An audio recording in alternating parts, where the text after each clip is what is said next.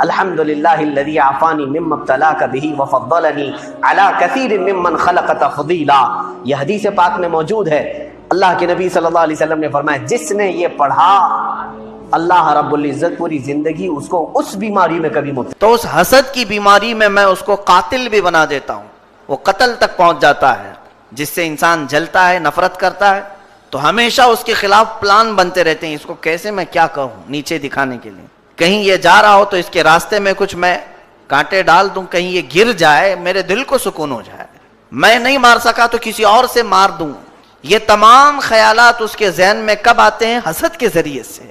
ابلیس لعین پھر یہ کہتا ہے شک کے ذریعے سے بھی میں داخل ہوتا ہوں. شک پیدا کر دیا تو اس کی ہر چیز کو میں کھوکھلا کرتا ہوں، حتیٰ کہ اس کو اپنی بیوی پر شک، اپنی اولاد پر شک، اپنے ماں باپ پر شک، اپنے دوست و احباب پر شک.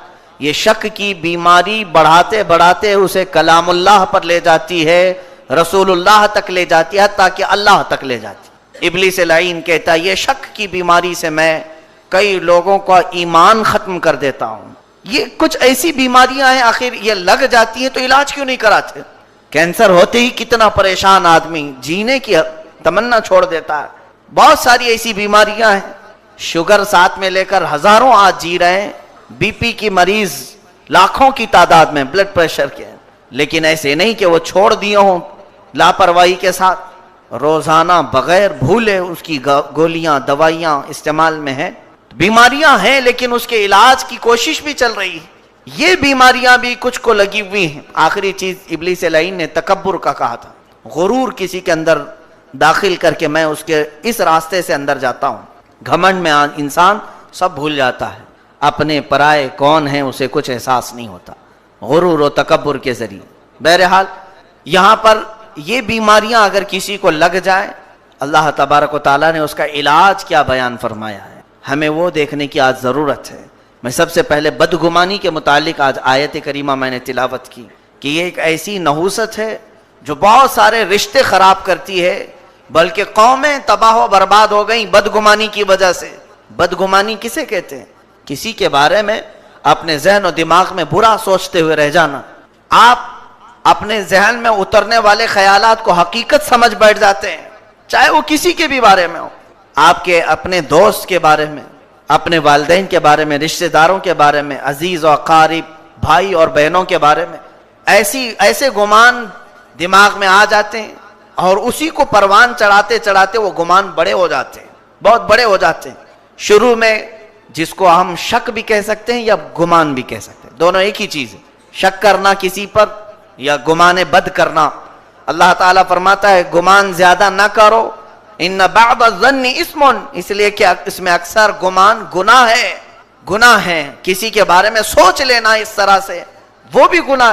سیدنا جنید بغدادی رضی اللہ تعالیٰ عنہ، ان کے متعلق یہ بات ملتی ہے کہ آپ گھر پر آرام فرماتے، ایک فقیر دروازے پر آیا. آپ اپنے وقت کے ایک بڑے رئیس بھی تھے، آپ نے خیرات اٹھائی اور دے دیا اسے.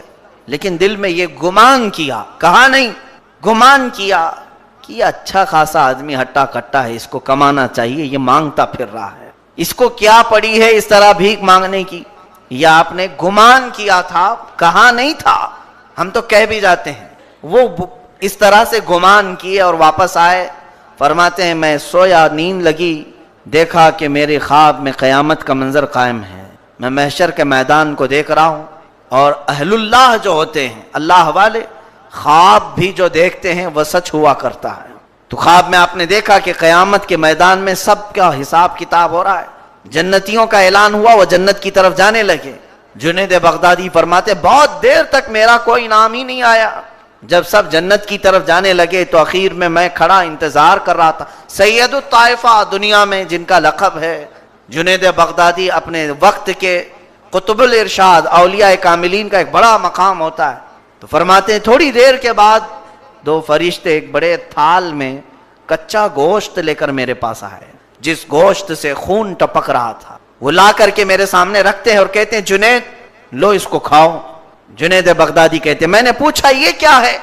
فرشتوں نے کہا یہ تمہارے مرے ہوئے بھائی کا گوشت ہے، تمہارے مرے ہوئے بھائی کا گوشت ہے، کھاؤ. حضرت جنید بغدادی کہتے ہیں اتنی بڑی سزا مجھے کس بات کی ہے؟ فرشتے کہتے ہیں دنیا میں جو بدگمانی کرتا ہے یا پیٹ پیچھے برائی کرتا ہے، کیا تم نے قرآن میں یہ آیت نہیں سنی کہ وہ اپنے مرے ہوئے بھائی کا گوشت کھاتا ہے؟ تو جب دنیا میں تمہیں وہاں اپنے مردہ بھائی کا گوشت کھانا پسند ہے تو یہاں کیوں نہیں کھاتے؟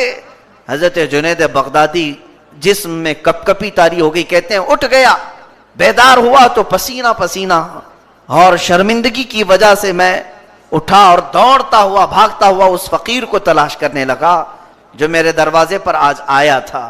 وہ مجھے کسی مقام پر مل گیا تو میں قریب پہنچا ہی تھا کہ وہ مجھے دیکھ کر مسکرایا اور کہنے لگا جنید کیا دیکھ کر کے آ گئے؟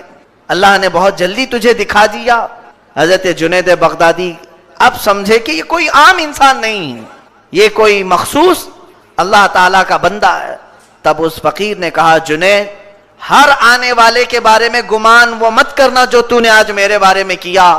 بسا اوقات فقیر اللہ کا فرشتہ بھی آ جاتا ہے فقیر بن کر، یا رب تعالیٰ کی طرف سے امتحان ہوتے ہیں۔ کیا تم نے نہیں پڑھا حدیث پاک میں اہل بیت کے گھر 3 دن تک مسلسل فقیر یا یتیم مسکین قیدی بن کر ایک فرشتہ آتا رہا اور اہل بیت کا امتحان چل رہا ہوتا؟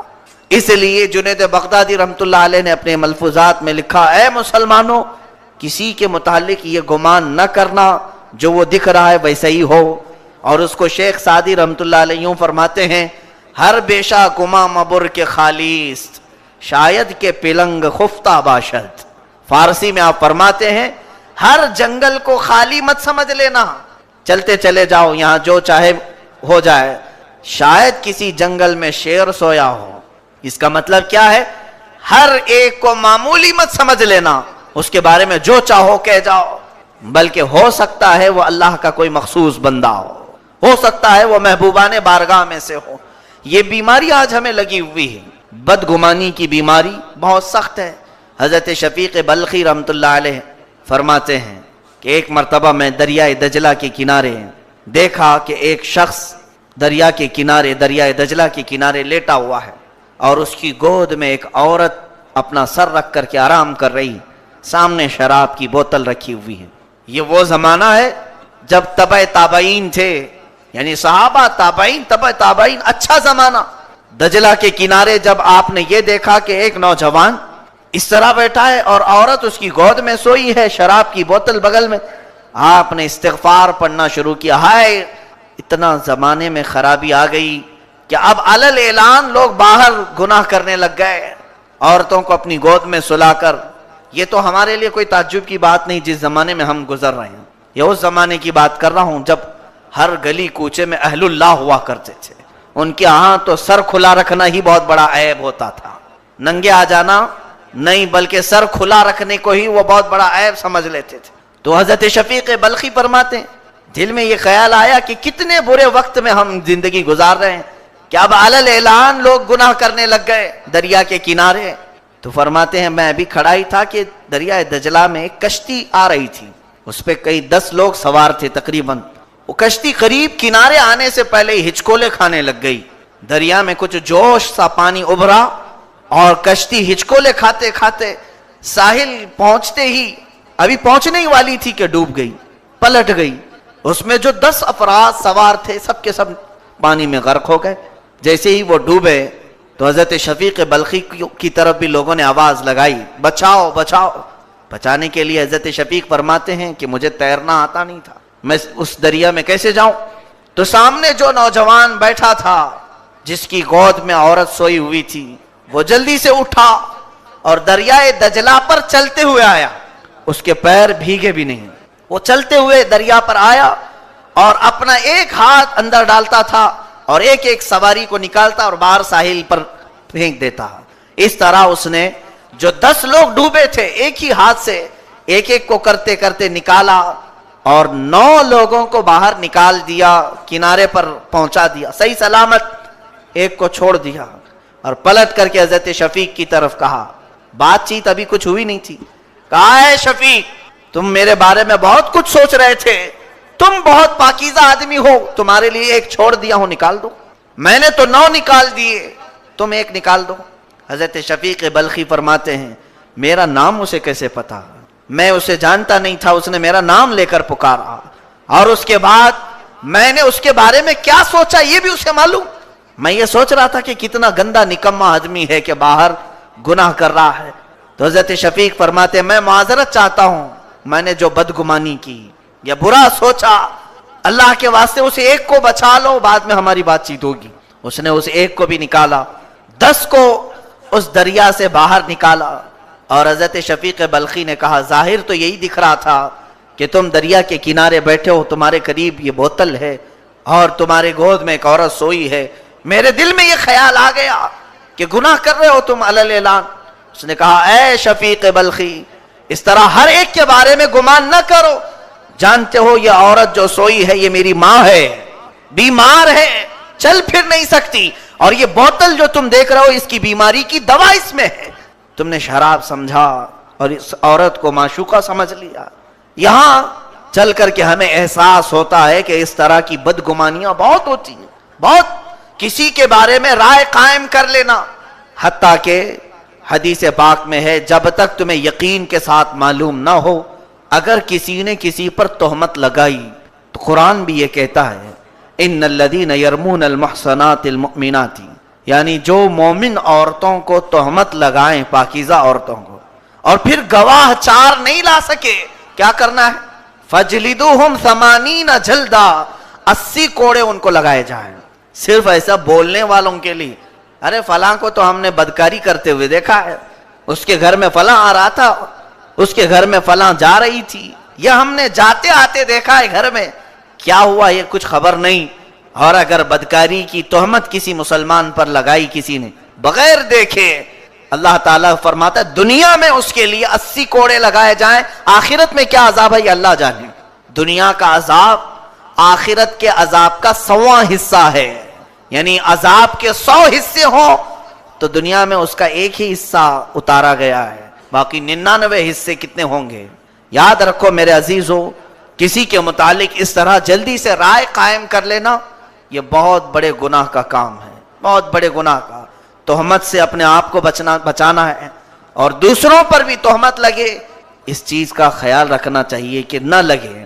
عزیزان گرامی وقار, اللہ تبارک و تعالیٰ نے قرآن میں یہ جو احکام بیان فرمائے یہ ہمارے ظاہری زندگی جینے کے لیے.